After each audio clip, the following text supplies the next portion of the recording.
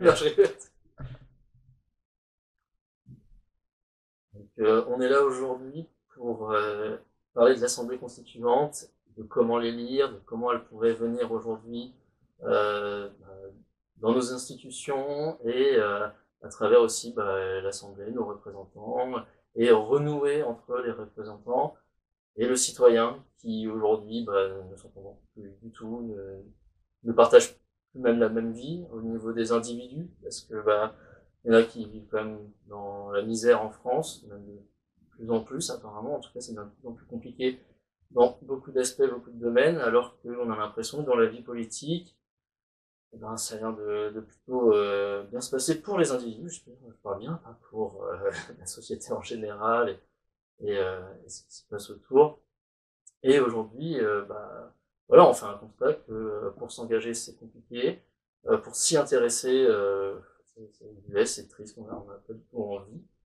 Et, euh, et aujourd'hui, le but, c'est d'essayer de trouver une solution ensemble pour se réintéresser et se réorganiser aussi dans ce combat.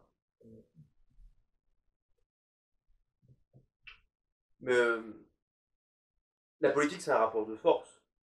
Et lorsque l'on constate que depuis maintenant, 7 ans, euh, les seules avancées que la population a pu avoir, c'est lorsqu'elle a été dans la rue et qu'elle a cassé.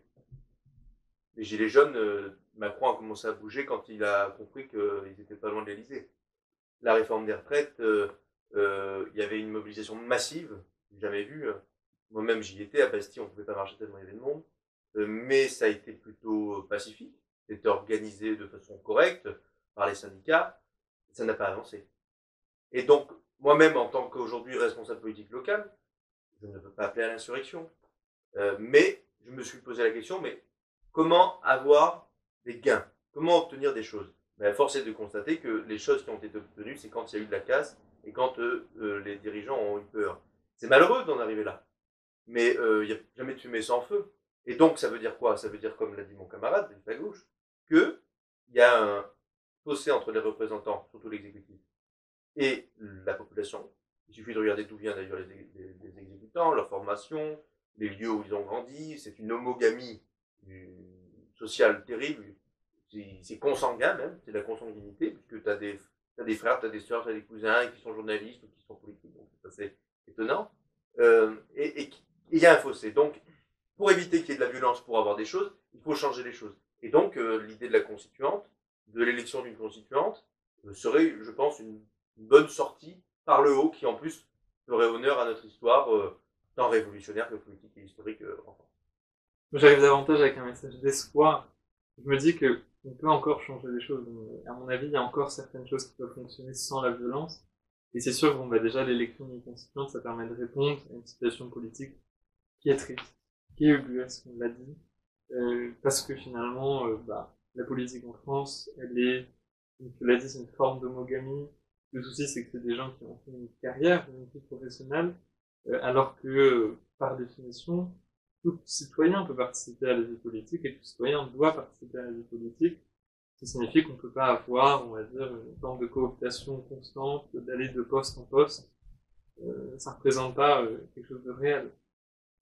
Et c'est sûr que l'élection d'une constituante, c'est quelque chose de bien parce que ça permet aux citoyens d'abord d'aller directement au cœur, on va dire, de la machine, au cœur, de définir les règles du jeu, de faire qu'il soit vraiment la pièce fondamentale de la vie politique et du jeu politique français, et peut-être de sortir, on va dire, de la violence pour arriver à des solutions et de permettre aux citoyens de décider de la vie politique, parce qu'il en fait partie, en grande majorité. Pour préciser, je ne faisais pas la promotion de la violence, mais je constate. Mais c'est sûr, même quand les gens voient ça, je vais dire, regardez, il promeut la violence. Non, elle est là, la violence. Donc, c'est un constat. Et de dire, d'ailleurs, quand on connaît son histoire, le droit à l'insurrection a été pensé par des révolutionnaires, par des politiques, et c'était inscrit dans la Constitution. Donc, c'est pas non plus débile comme idée. Mais je ne fais pas la promotion de la violence. Je dis qu'il y en a aujourd'hui qui sont obligés de passer par là pour se faire entendre. Parce que quand on manifeste, on n'est pas entendu. Voilà. Et je pense qu'il y a un enjeu particulier, et je vais laisser Marc peut-être en parler, sur l'élection d'une constituante. Ouais.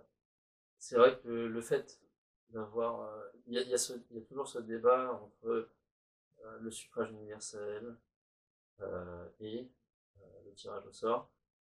Et c'est vrai que nous, on tient beaucoup au suffrage universel, on tient à ce que chaque individu puisse parler en son nom, en fait.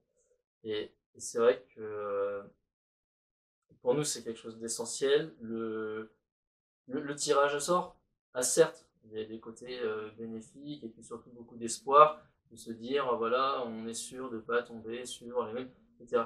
Mais il faut absolument que les personnes choisissent en leur nom et non pas que le hasard fasse les choses. Vivons pour la démocratie. Oui. Et quand même, alors, je suis d'accord avec vous sur le suffrage universel, mais je donne une qualité au tirage au sort. C'est que, mais on peut aussi faire en sorte que ça se passe dans le suffrage universel. Tout à l'heure, je parlais d'homogamie sociale. Il faut que les gens qui soient candidats ne viennent pas du même milieu social. Donc si on fait une constituante, c'est bien, mais si on fait une constituante avec les mêmes qui ont fait la politique depuis longtemps, ou les mêmes classes sociales qui dirigent le pays depuis longtemps, c'est pas possible. Il faudra qu'il y ait des ouvriers qui soient candidats, des employés, des femmes de ménage, des infirmiers, des gens qui font le peuple, quoi.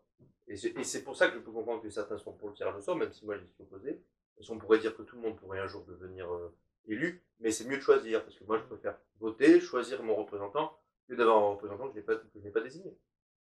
C'est ça.